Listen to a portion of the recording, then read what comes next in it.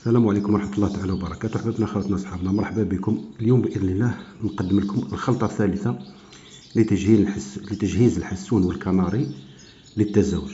كما راكم تشاهدوا الخلطة هنا راني وجدتها.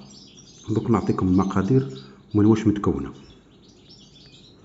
نبداو على بركة الله مع المكونات. عندك 2 حبات الجوز، حبة واحدة تاع التين المجفف، أنا عندي هنا نوعين، التين المجفف الأسود والتين المجفف الأصفر، يعني حبة حبة. عندك 4 حبات ولا 5 نتاع اللوز. عندك زبيب مجفف، أنا عندي نوعين، الأصفر والبني. وإلا ما عندكش هذا التين المجفف والزبيب تقدر تستعمل تمر، 3 حبات تمر ولا حبتين. تطحن اللوز والجوز مع بعضهم وتخلطوا مع التمر ولا مع هذه الفواكه المجففة باش نحصلوا على العجينة اللي شفتوها. بعد ما نطحنوا كلش نحصلوا على هذه الكرة كما راكم تشاهدوا. هذه الكرة يعني غنية جدا بالفيتامينات والأملاح المعدنية والبروتينات، فيتامين أو، فيتامين ك، فيها كامل الفيتامينات.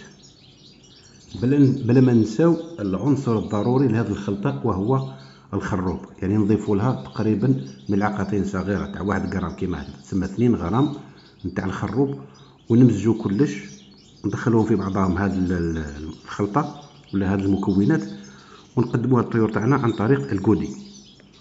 قلنا نقدموا هذه الخلطة عن طريق الكودي مرة بالأسبوع. كنت ترجعوا البروغرام اللي درناه ولا البرنامج الغذائي الأسبوعي لمرحلة التجهيز تلقاو عندك مرتين خلطة المكسرات ومرتين خلطة الباطي، يعني بقات لنا خلطة واحدة وندوروها على مدار الأسبوع.